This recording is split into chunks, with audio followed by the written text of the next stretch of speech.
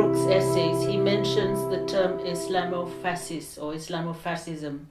Perhaps, Farouk, you'd like to explain what is an Islamofascist?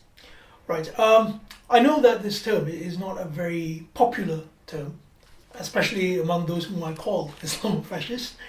But I use terms very specifically. Indeed, in academic language, you have to use words specifically so that you can discover the complexity within any given phenomena.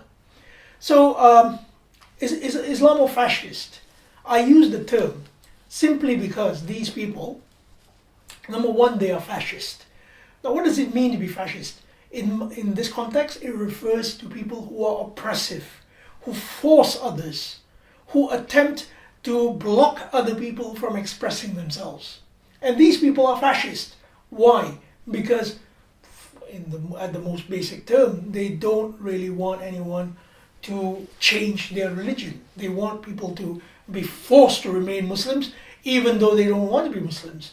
There is the law of apostasy. That is the biggest proof of their fascism.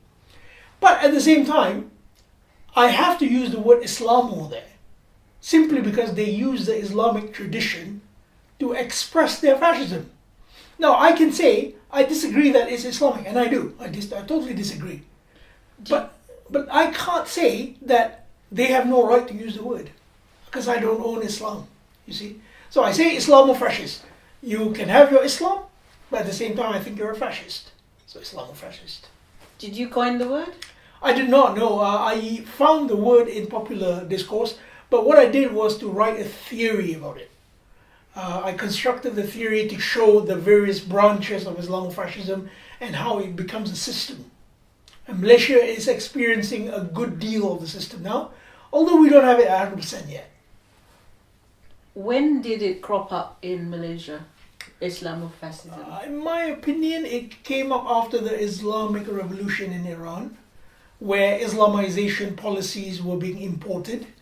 But because the Malays have a very uncritical, very fearful view of religion, they're afraid they might become kafirs or infidels, they did not see what they were being subjected to, what was being given to them. And this was a mistake, in my opinion. So Islamofascism crept up on them quietly? Very quietly. Very quietly. Because, you see, it's like how the Wahhabis get into Malaysia. I mean, right now, Malaysia has a tremendous Wahhabi influence. And the reason is, the Wahhabis don't say, oh, we're Wahhabis, please accept our influence. No, they say we are Ahl Sunnah wal Jama'ah, we are the same as you, we're Sunnis. So for a Malay, he'll be like, oh, okay, these are the same as us, and they're probably more authentic because they come from the Holy Land. And therefore, let's accept what they have to say. So now the Malays are saying things along the lines of what Wahhabis used to say, like bid'ah, innovation, etc., without even questioning what the term means. In Malaysia right now, that means there must be, well, many Islamofascists.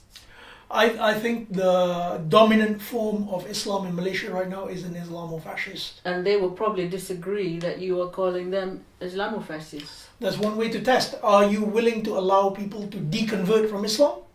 If you are, you're not an Islam. If you can allow people, you're not an Islamofascist. But the answer is actually no. Nobody can deconvert from Islam. There is no freedom of religion, despite the fact the unconditional freedom and the Constitution. Yeah. So how do we fight it, this Islamofascism? Islamofascism, in my opinion, is the result of the departure from the authentic values of the Quran. The Quran gives us the freedom to think, the freedom to disagree, the freedom to choose even another path. It's not for anyone else to govern us. So we need to educate the Malays to say that religion cannot be something which is institutionalized or given some authoritarian structure which then governs your entire thought system. It cannot happen. It has to be an authentic process, or not at all.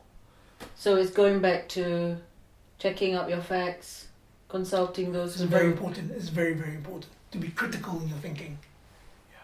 Thank you very much, Farouk. Thank you.